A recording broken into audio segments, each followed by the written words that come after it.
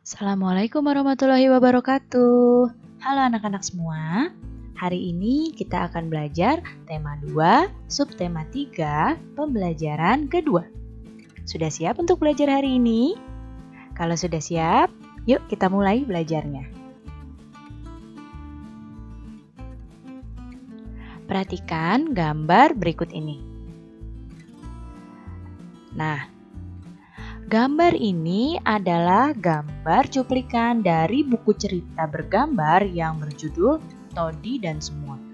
Nah, inti cerita dari buku Todi dan Semut adalah mengisahkan tentang Todi yang gemar makan coklat dan kue-kue manis. Tapi dia malas membersihkan sisa-sisa makanan. Suatu ketika, Todi segera tertidur setelah makan kue manis. Dengan mulut dan tangan yang kotor terkena sisa-sisa makanan. Saat Todi tertidur, pasukan semut mengerubungi Todi. Mereka juga menggigit tangan dan muka Todi hingga bentol-bentol. Todi pun terbangun dan menangis karena merasa gatal-gatal. Sejak itu, Todi selalu membersihkan diri setelah makan. Nah, menurut kalian, apakah gambar di samping mendukung cerita yang tadi Ibu jelaskan? Coba dilihat di sini.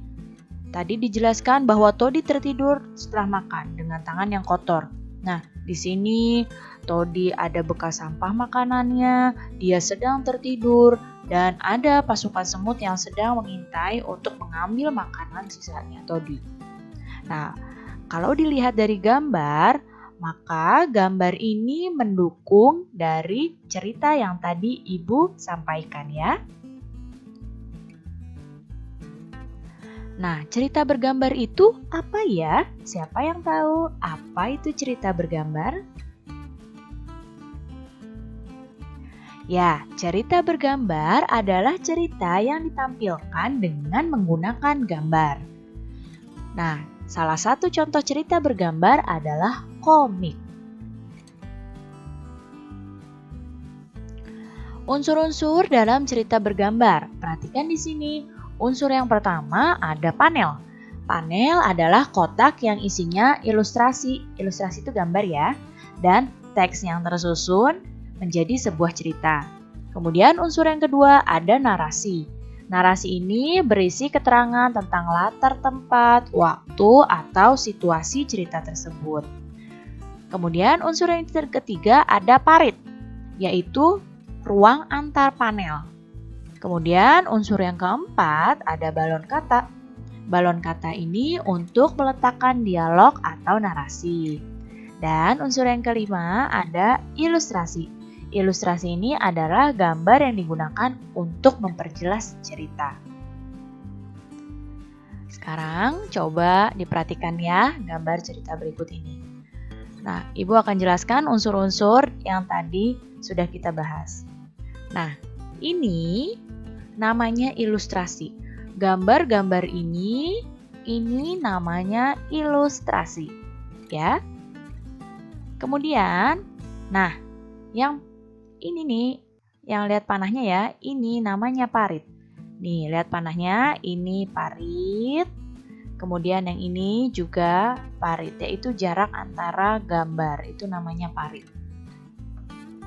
Kemudian balon kata, sudah tahu ya, balon kata yang ini, balon yang dalamnya ada kata-katanya. Ya, ini balon katanya nih, yang Ibu tunjuk dengan gambar. Kemudian narasi. Nah, narasi adalah yang ini. Ini adalah penjelasan dari situasi yang ada pada gambar atau penjelasan latar tempat. Nah, ini ada narasi. Dan panel. Nah, panel ini yang ini nih, satu kotak ini namanya panel. Berarti di sini ada 4 panel.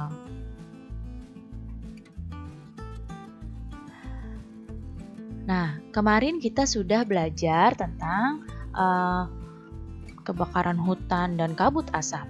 Nah, kamu mesti tahu bahwa kesehatan organ pernapasan itu penting sekali untuk dijaga. Berikut adalah cara memelihara organ pernapasan. Yang pertama adalah menjaga kesehatan organ pernapasan. Bagaimana caranya? Yang pertama, makan makanan yang bergizi. Kemudian, olahraga yang teratur supaya organ pernapasan kita sudah terlatih dan lebih sehat paru-parunya. Dan juga yang ketiga adalah istirahat yang cukup, tidur tepat waktu, tidak terlalu malam dan bangun juga tepat waktu. Kemudian, cara memelihara yang selanjutnya adalah menghindari zat yang dapat merusak organ pernapasan. Nah, apa saja zat-zat yang berbahaya untuk organ pernapasan adalah zat yang ada pada rokok. Jadi, untuk menghindari rokok dengan cara tidak merokok dan juga menghindari asap rokok. Kemudian, menggunakan masker saat berada di luar rumah, terutama pada daerah yang tingkat pencemarannya tinggi, dan mengurangi makanan dan minuman dingin. Kemudian cara memelihara yang ketiga adalah dengan menjaga kesehatan lingkungan sekitar. Nah, yang pertama bisa dengan membuat ventilasi udara di rumah, sehingga sirkulasi udara di rumah itu dapat mengalir dengan baik. Kemudian membersihkan debu dari rumah, karena rumah yang berdebu itu tentu saja akan mengganggu kesehatan pernapasan kita. Kemudian, menanam tumbuhan agar udara lebih bersih.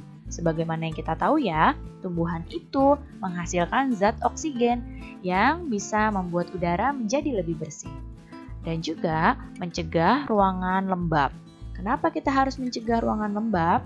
Karena bakteri dan virus itu akan mudah berkembang biak di ruangan yang lembab. Jadi kita harus mencegah ruangan supaya tidak lembab. Baik anak-anak, cukup sekian ya penjelasan Ibu kali ini. Mudah-mudahan kalian dapat paham dan mengerti. Terima kasih anak-anak semua. Sampai jumpa lagi. Wassalamualaikum warahmatullahi wabarakatuh.